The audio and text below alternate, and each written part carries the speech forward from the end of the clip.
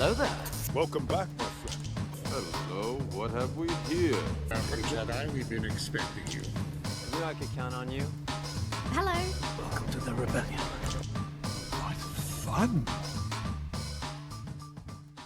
What's up, everyone? Hybrid here with this week's episode of Black Series of Yesteryear, the retrospective series where we take a look at Black Series waves of, well, yesteryear. This week we are taking a look at the 13th wave of red and black box figures. There are 5 new figures in this wave and 3 repacks, so let's really quick buzz through these repacks so that we can start talking about the 5 exciting new figures. These are mostly from The Last Jedi, which is my favorite of the sequels and potentially of the entire saga, depending on what day of the week you ask me. I really like this movie a lot, and I'm sentimental on a lot of these figures, so I'm happy to talk about them. So, for our 3 repacks, 2 of them are Imperial ones. They are the Snowtrooper and AT-AT driver from like 4 waves ago at this point. These were logical repacks. They'd only been issued the one time before. They're army builder type characters. You definitely want to keep these guys available for people to grab a couple of, you know. It's the type of figure where, yeah, maybe not the AT-AT driver so much, but the Snowtrooper for sure. You know, I wanted a squad, and so I was super happy that these got repacked. I picked up several Snowtroopers, I remember. And then a carryover from the last wave is the Last Jedi appearance of Kylo Ren. So, very good figure, one that probably should be repacked, you know, throughout the duration of this movie. I don't really have any criticisms of it. You know, it's aged fairly well for something of this era. Again, I think I said last week, you know, my big issue is just it'd be nice to see it get a photo reel, and I stand by that. So, from there, we have 5 new figures. Let's go ahead and start buzzing through with figure number 49 being Maz Kanata. She's technically really a Force Awakens figure, but we do see her via hologram in the beginning of this movie as well. And she was a needed Force Awakens figure for sure.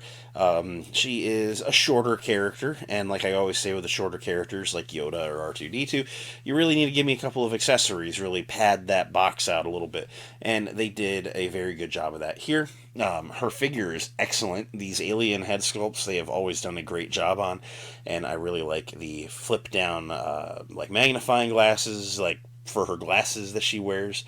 They do have a little bit of a eye enlarging effect when they're brought down too, so that is really, really cool. She comes with a Rebel Blaster, which makes sense to me, but the cool accessory is absolutely her crate from her castle containing Luke Skywalker or Anakin Skywalker or Rey's, if you're nasty's, lightsaber. Maz Kanata was handled very well here. I have nothing bad to say about this figure, and I think that if she's a character that even remotely interests you, you should track her down and pick her up. She's not that expensive on the aftermarket, and she's not hard to track down, and she, again, is a really good, probably one of the better sequel trilogy figures in general. Working our way over, figure number 50 is the Elite Praetorian Guard. This is the only Praetorian Guard that made it into the mainline packaging. The other 2 variants that are out there from The Last Jedi are store exclusives, retailer exclusives. So, this guy is the one that comes with the spear blade, and he has the more rounded helmet without any protrusions, and he looks really, really cool. So, I really like this figure. I have a couple of him, and I gotta respect some of the choices made. The Praetorian Guard armor is unique in that the forearm armor is like cones that are stacked on each other, and that makes it very difficult to have articulation in there. And they did a really good job of hiding the articulation while still giving you 90 degrees on the elbow. You got to kind of push it, but you can squeeze those elbow joints to 90 degrees. It's a really cool design, something that I think has aged fairly well, considering, you know, a lot of the figures from the red and black era have shown their age poorly. I think this guy still holds up to date. He's rather fun to pose. I really don't have anything bad to say about it. He definitely completes the vibes of the throne room scene if you are doing that sort of display on your shelf. Figure number 51 is Finn in his First Order officer disguise. This figure was really exciting. Just something I've always liked. Something about getting your characters in disguise. That's always been really fun. and getting Finn in an officer disguise is really cool. So this was our only Finn for this movie, which is unfortunate because I do like his outfit from this movie a lot. Still wearing Poe's jacket. It's been patched up. So while this is our only Finn, that's unfortunate. But this figure is still a really good one. I like that he comes with the riot baton for battling Captain Phasma and that officer pistol looking really nice. The hat is removable. And for a painted face, the likeness is actually pretty okay. Again, it's not a photoreal. I would love to get some kind of photoreal for John Boyega in the line.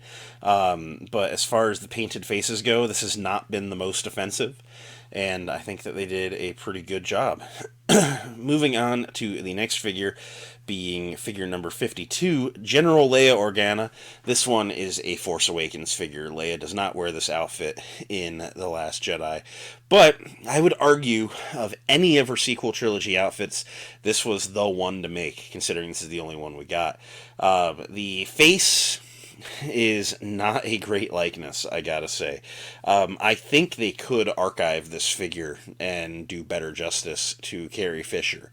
But I was ultimately just happy to finally get a Leia, 2 years after she showed up on screens wearing this, especially immediately after getting Luke, who had shown up wearing the Last Waves outfit, 2 years prior.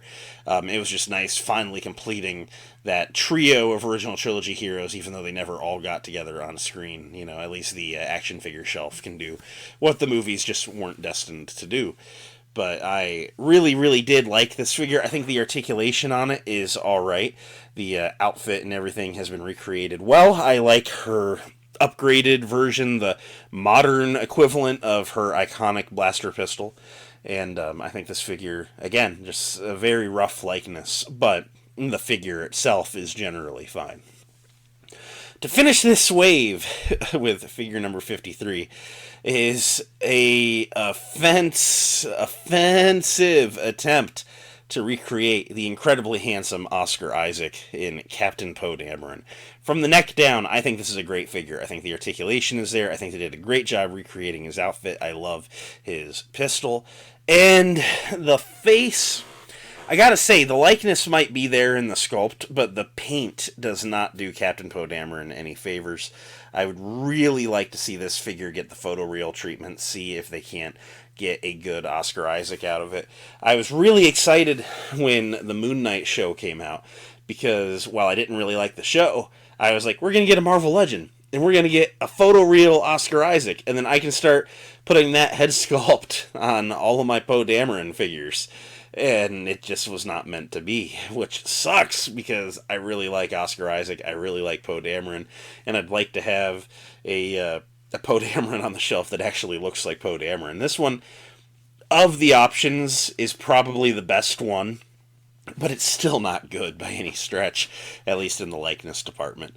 But the figure itself holds up fine enough, and I gotta say, this wave, it's a pretty good wave. It definitely checks some important boxes for the Last Jedi shelf. But definitely wished some of these likenesses were a little bit better in this assortment. It wasn't Hasbro's finest work at the time. So, that's kind of all I really have to say about this one, unfortunately. I wish I had kinder things, nicer things, but on this one, unfortunately, I just don't.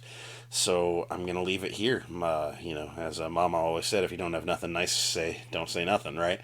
But objectively, I do like this wave. These are all figures I still have on the shelf and still display, and and they represent a movie that I like a good deal, so that's probably helping me make that choice. But I wish Hasbro would get brave and try a couple of Last Jedi figures that aren't so bad, because I think that they would probably sell. Don't make them like the problem with the sequel figures was we were getting nothing but sequel figures for years at a time, and people got over that kind of quick. I think they could throw one in here and there. An upgraded Poe Dameron, a John Boyega looking Finn, and they would probably do rather well in my opinion. But it would be nice to see that change happen in time. But for now, that is it for this wave. Thank you so much for watching. Make sure to comment down below. Were you collecting then? Have you picked any of these up since? I, as always, love to have these kind of conversations with y'all. So I'm going to go. May the Force be with you. I will catch you next time.